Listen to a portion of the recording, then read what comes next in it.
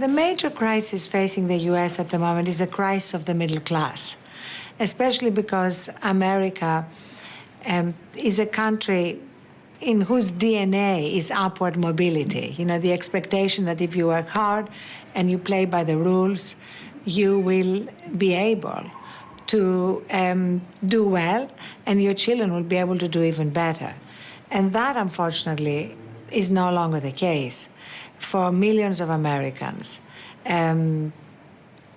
We have, in fact, to be specific, 100 million Americans who are now worse off than their parents were at a similar age. And 2/3 of Americans who, in a recent survey, said they expect their children to be worse off than they are. So that's the real crisis in America.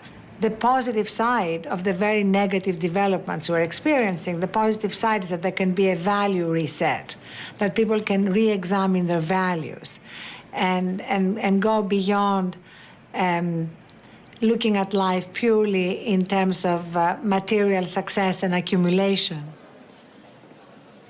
And my favorite quote from Alexander Solzhenitsyn that I used in multiple books is, if you want to change the world, who would you begin with, yourself or others? In my political life, we are always beginning with others. Today, we need to begin with ourselves.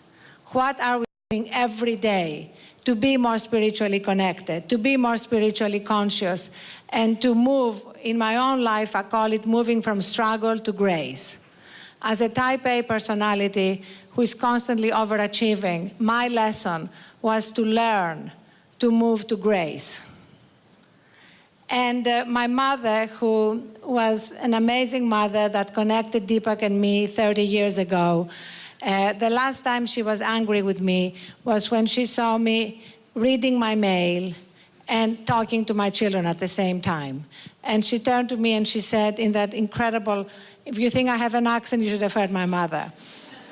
She said, I abhor multitasking. If possible, let's make this afternoon about unitasking. I want to invite you to put the magnifying glass on what is working in this country. Because there is so much in our media that focuses on what is not working, that focuses on the dysfunctionalities, that focuses on how we demonize and scapegoat. And we need to build the countervailing force, which is to focus on what is working, on what brings us together rather than tears us apart.